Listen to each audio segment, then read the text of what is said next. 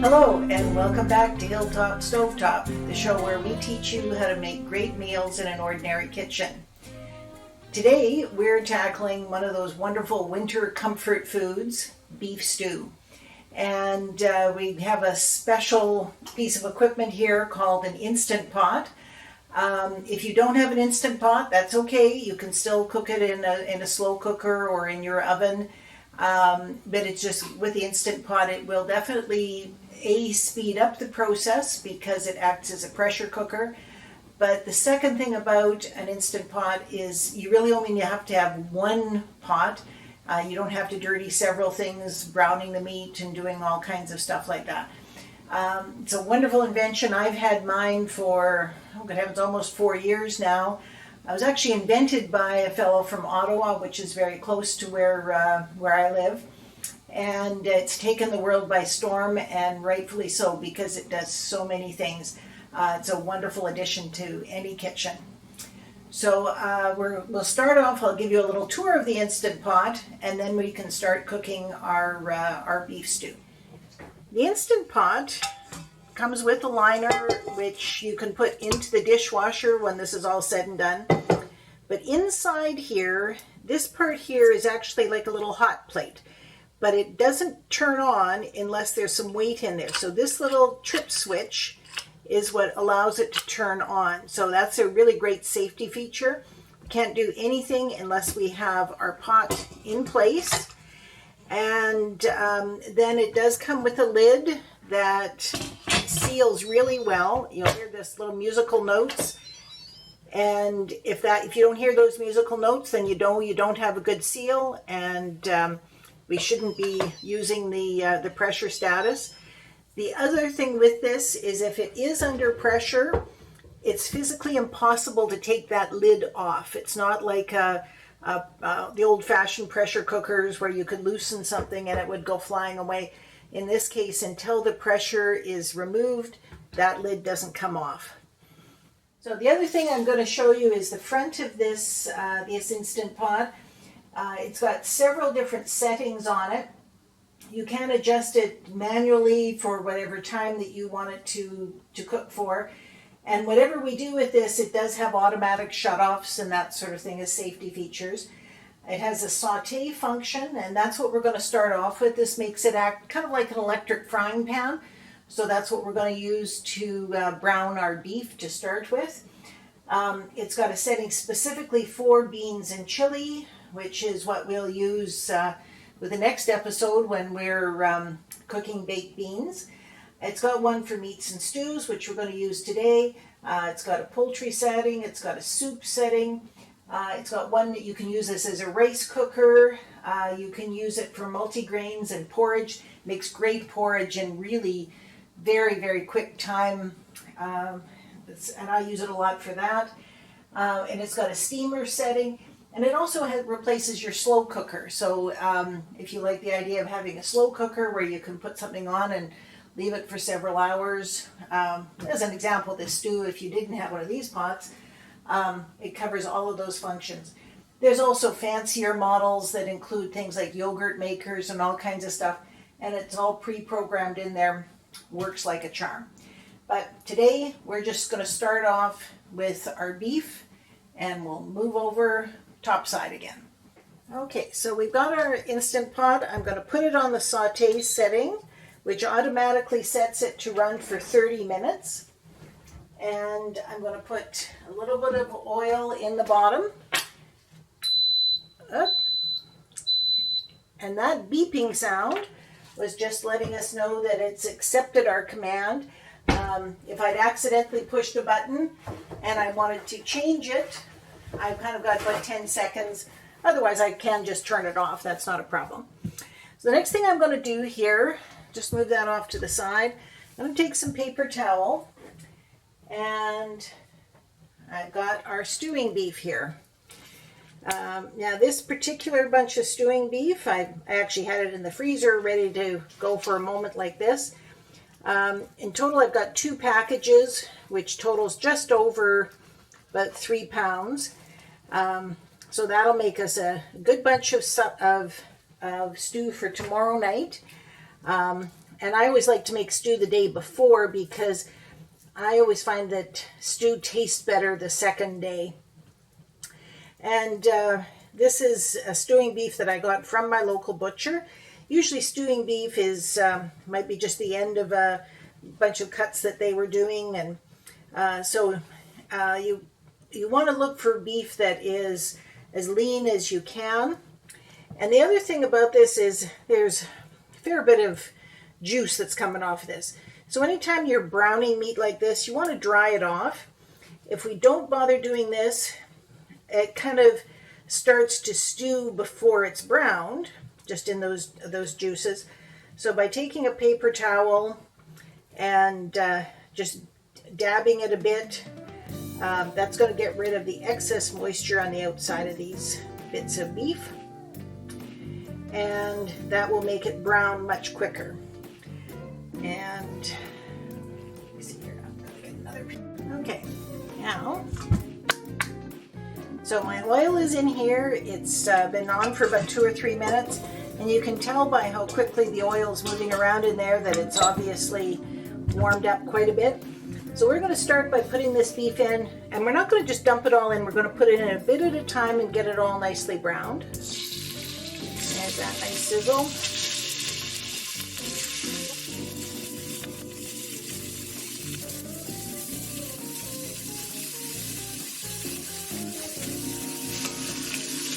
Do about 1/4 of this at a time. So it does have a chance to brown without being overwhelmed by all the other bits.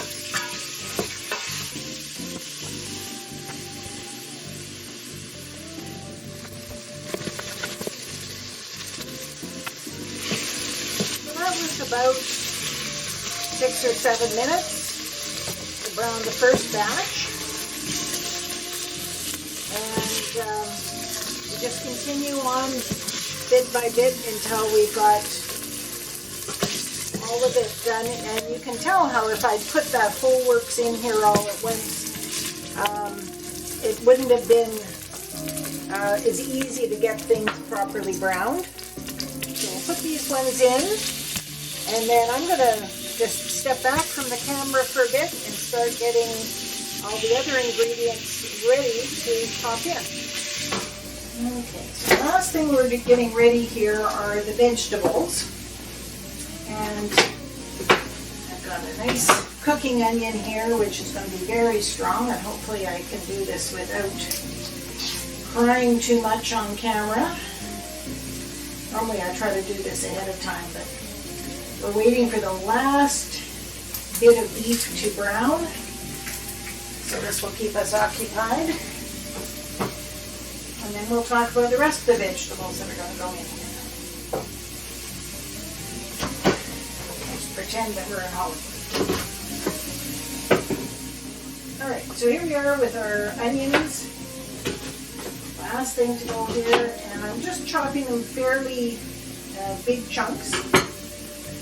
So while we wait for this last batch of beef to cook, and I left the camera over there because I didn't want things getting too steamy.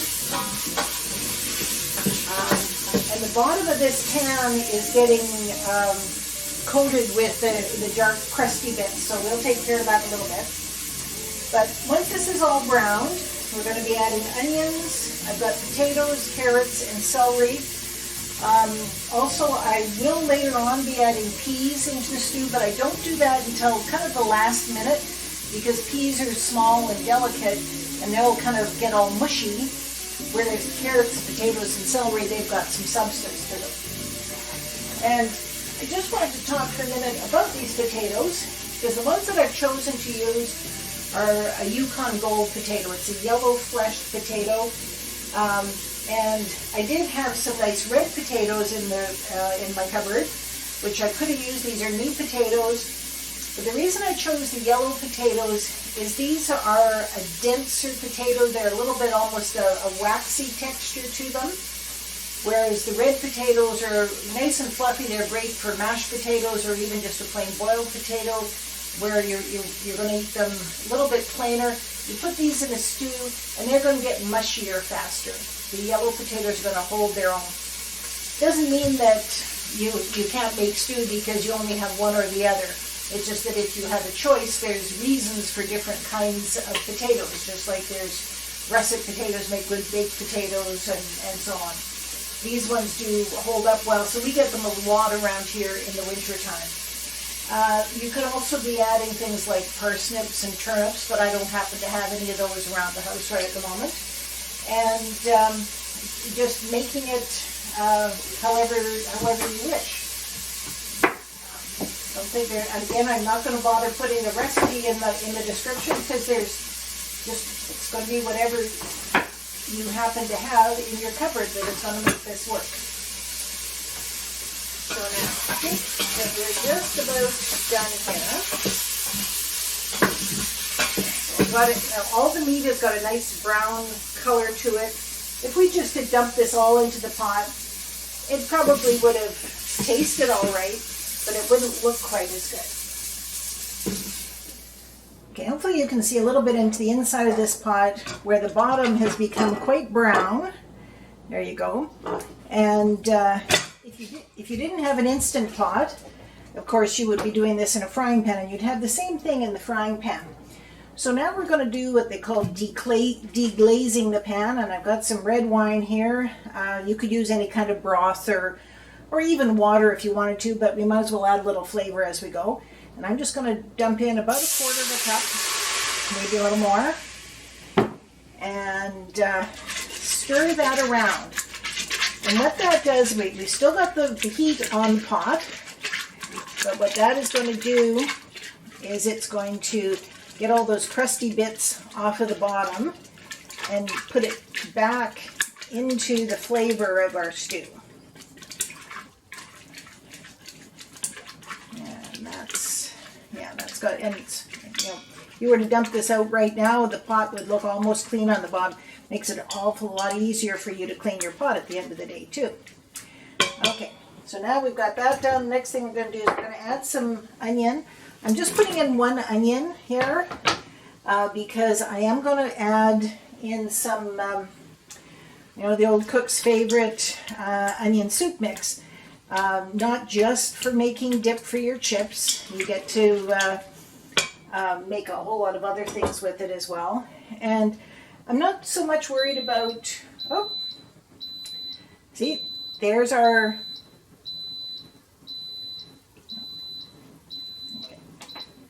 okay, what that is doing is that's the Instant Pot telling us that our 30 minutes are up. So it's taken us about that long to get this all browned. And with the Instant Pot, when it hits the end of the cycle, it will automatically switch to a system where it keeps things warm. But we want more than just that. We want it to actually be cooking for us. So we want more than just this keeping warm. We actually want it to be cooking. So I'm going to put it back on saute for the moment until we get everything all up to our cooking temperature. So our onions are in there with a titch of red wine. Oh, there it is again, telling us that it's accepted our instructions. I've got here carrots and celery, and you'll notice that I've chopped them all in fairly good-sized pieces, typical bite-sized pieces, and all similar-sized pieces as well, so that they will all cook at the same rate. There's all the vegetables in. And you can hear it starting to boil. And the next thing I'm going to do is I'm going to take a package of good old instant onion soup mix. Now I could get into fancy and putting more beef broth in and putting more onions in and putting salt and all kinds of stuff. This has got a whole lot of stuff right in it. I'm just going to sprinkle that over and mix that in. I'm not adding too much more liquid to this. I might add a little more water. If I was cooking this in a slow cooker or in the oven, yes, I would definitely add a fair bit of liquid to it because it would boil away. But because we're going to be doing it in a pressure cooker where it's a sealed environment, all of that juice is going to stick in there everything from the meat, everything from the vegetables is going to stay in that pot. And so we don't want to turn it into soup by adding too much liquid. So now I'm just going to add in my meat. Stir. Just adding about another half a cup of water. That is all there is to it. So now I'm going to put on the lid. With the pressure cooker, you make sure it's at this spot where it says it's going to seal it, because if we don't seal that, it doesn't get up to pressure. I'm going to turn that off, and I'm going to put it on. I could put it onto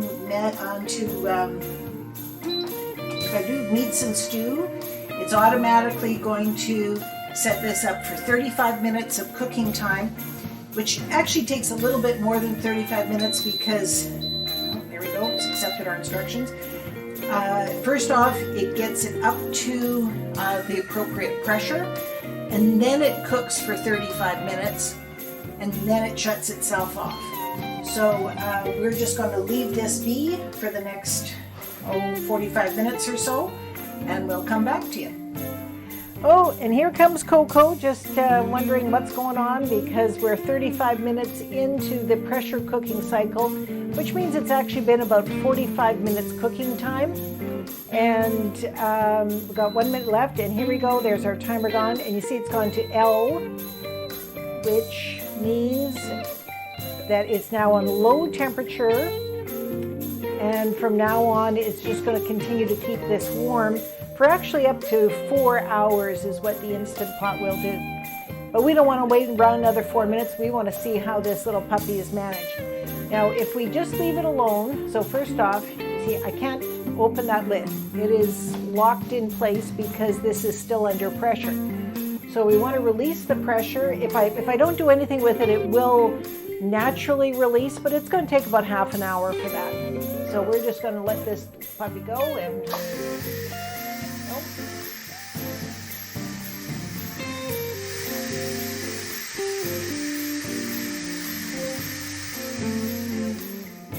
Okay, so that's taken a good full minute, and it's still, you can still hear it hissing. But as soon as it reaches a reasonable type of pressure and that hissing stops, then I'll be able to open the lid. And this is a watched pot never boils, but watched pot never releases steam fast enough too. But it gives you a feeling of confidence that you can't just accidentally open it. There we go. Okay, so here we go. A little musical chime that we're opening it. And, ooh, smells delicious. Looks really good.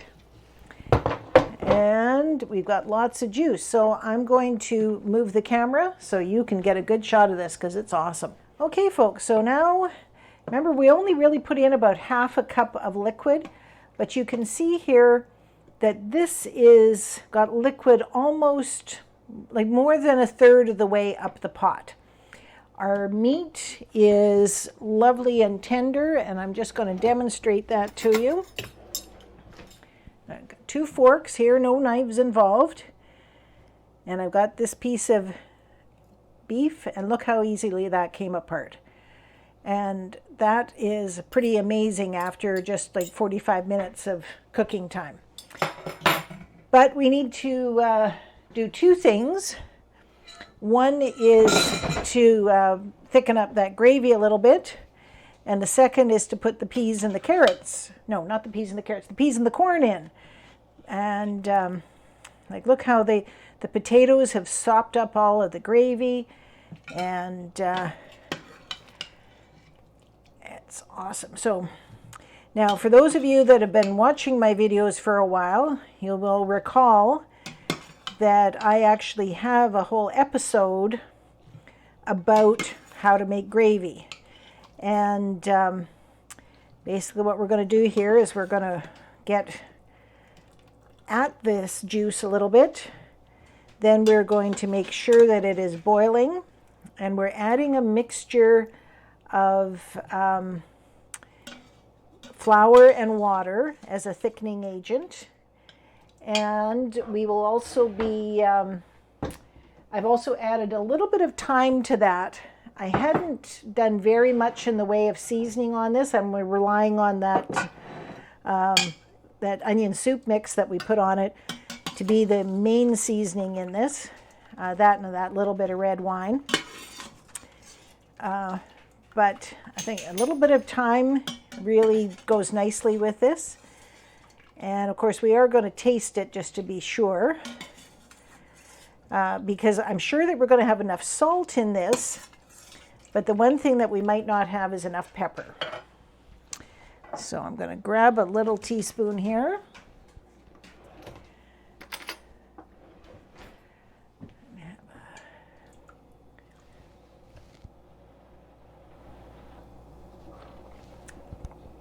Oh yeah, that's just perfect. That onion soup really did the trick. So now we've got our flour and water mixture. I'm going to change this back to the saute. So remember, that's how we started off, which is basically like a frying pan. And we're going to get this up so that that liquid in there is boiling. And then we have our little stirrer here. And there's hardly anything stuck to the bottom of the pot, so that's good.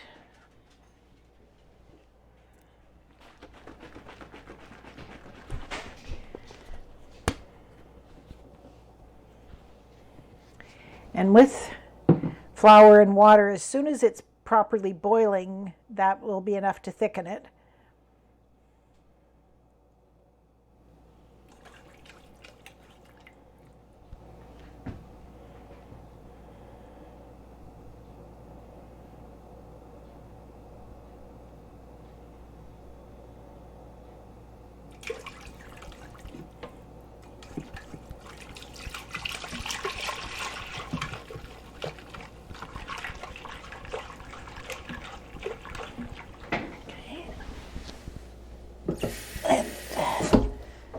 A little bit more water at the ready.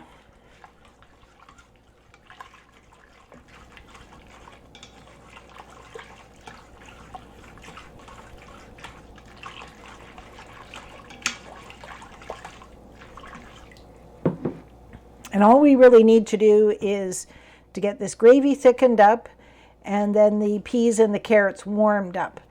I keep saying peas and carrots. Peas and corn warmed up and added with the rest of the vegetables. But the reason I've done this now is I'm actually not going to have this for supper until tomorrow night, because I find that as good as this is right now, stew always seems to be just that little bit better on the second day. So we are going to give it that second day, and plus it's a plan ahead day. So tomorrow the weather's supposed to be good and I'm going to be out working in the yard, and I don't want to be fussing with making dinner. I want something that I can just warm up.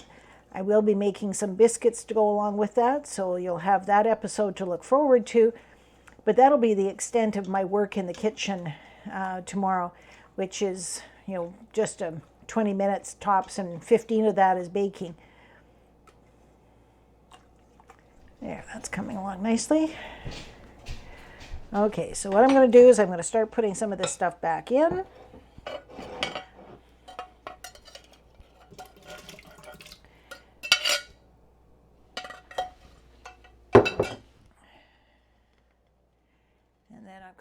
Just frozen peas and carrots, peas and corn, which I did thaw in the microwave just a bit, so it's not cold going in here.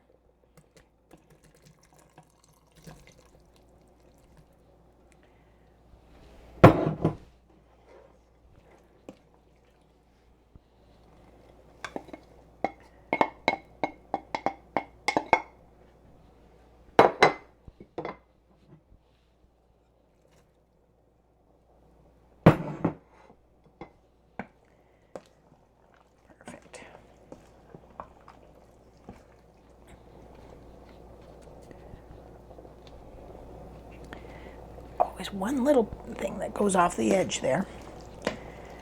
Okay, so now doesn't that look like a lovely bit of stew? And we'll let that simmer I'm going to let it simmer for another 5 minutes just to thicken up, and then I'll turn it off and we're ready to go there. And thank you for joining us today at Hilltop Stovetop, where we made our hearty winter beef stew. Keep in mind that if you don't have an Instant Pot, you can still make this stew. You just have to brown the beef in a frying pan and then put it in a casserole in the oven for probably 4 or 5 hours, or in your slow cooker for the better part of the day. And it should come out pretty much the same with the same ingredients. Just remember to add the peas and the corn. I've got it right this time, the peas and the corn at the very end so it doesn't get all mushy on you. And so if you like today's episode, please like and subscribe, and don't be afraid to share with all of your friends. And we look forward to seeing you next episode, where we're going to be making the biscuits that go with this stew. And we're glad that you joined us, and thank you very much, and we'll see you next time. Bye-bye now.